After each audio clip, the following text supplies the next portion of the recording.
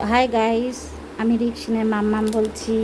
ছোটদেরকে জানাই আমার ভালোবাসা আর বড়দেরকে জানাই আমার প্রণাম।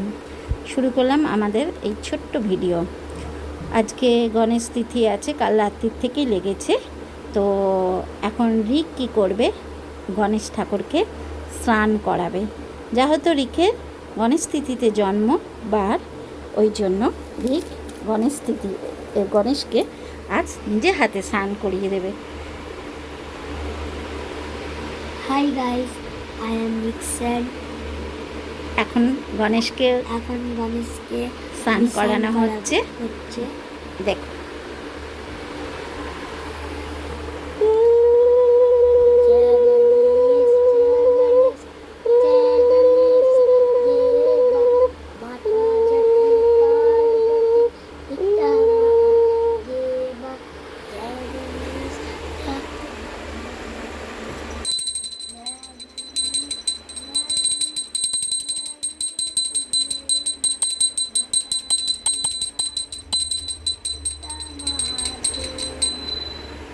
আমাদের গণেশকে স্নান করানো হলো।